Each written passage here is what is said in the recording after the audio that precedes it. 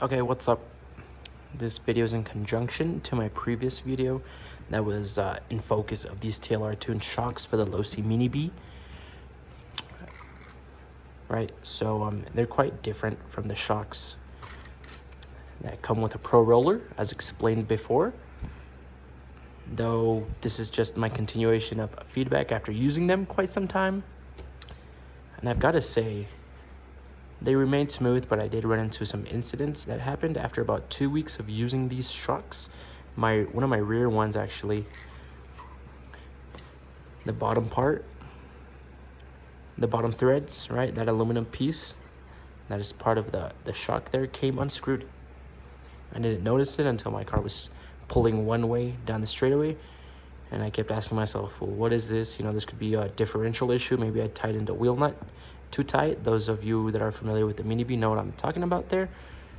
But it was not. It was that shock lower body had come unscrewed, and a lot of dirt went in there and whatnot. So I took that home, washed it up with water, make sure there's no dirt in there, completely took it apart just to have some insurance there. I reinstalled everything back in, clean O-rings and everything. I did notice that the shock had some tension in there though. When the shock was empty, it felt like there was oil in there. I don't know if that's the best way I could find to describe it, but essentially I did put oil in there after that feeling, because my O-rings were lubricated. There wasn't much I could do. So I put the oil in there and I let it sit for about for a day, right? So I worked on it at 8 p.m. let it sit there. The next morning around 7, 8 in the morning, I noticed my shock felt normal again. And the reason I knew this was because I was comparing the shocks when they were both filled, and this one still felt with more tension. It didn't feel right. But after letting it sit overnight, I guess whatever needed to happen happened, because they both felt normal again. And yeah, put it back in the car. The following weekend I went out and tested. Felt good, no issues. But I did delete my O-rings on the top here, because I redid one shock and I was like, okay, I'm gonna do the other shock. But yeah, I took them off and I put that gasket maker that I talked about last video, and that was pretty much it there. No issues.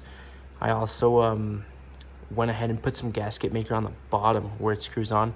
It's not necessary. I know it really isn't, but you know, I don't really want my shock coming unscrewed again, because obviously when something like that happens, it comes unscrewed.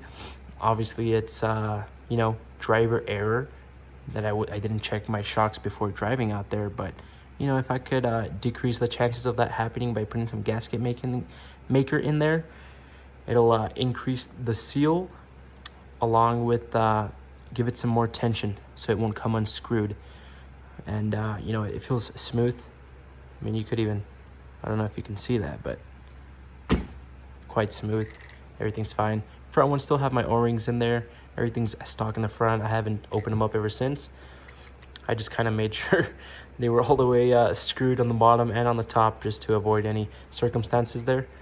But yeah, until, I guess, if one of them comes unscrewed somewhere, I'll just do the whole setup I did on this one again. Let's see. So those that don't know or don't have these shocks actually are interchangeable with the springs, the first generation springs. So right, these I run the bronze in the front and the silver looking ones in the rear. They are the Losi branded ones, even though the shocks themselves are TLR tuned. They fit and everything. They're good to go, and they just work, to be honest.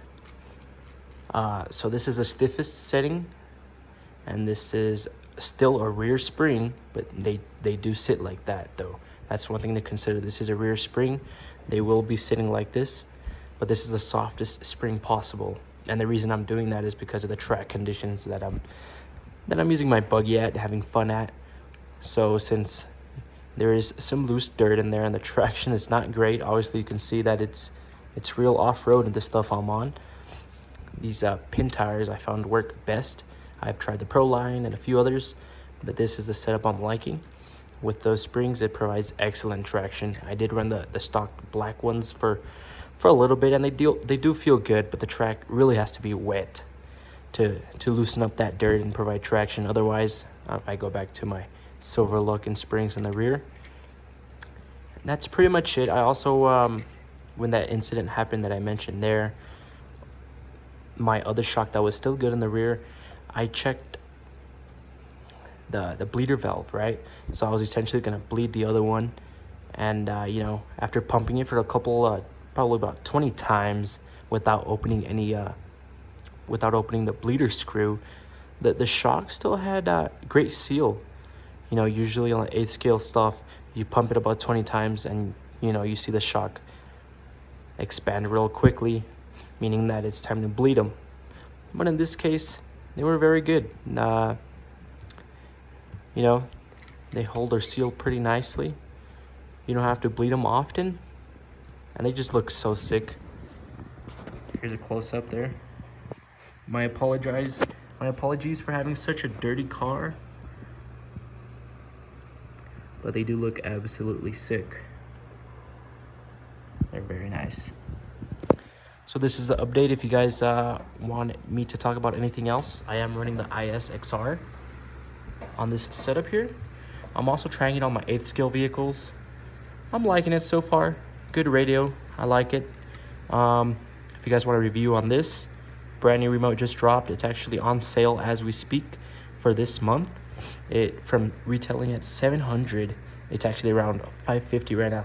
So go log into your retailers, your designated retailer. If that's a hobby shop, if that's an online hobby shop, go check it out for that promotion of this month.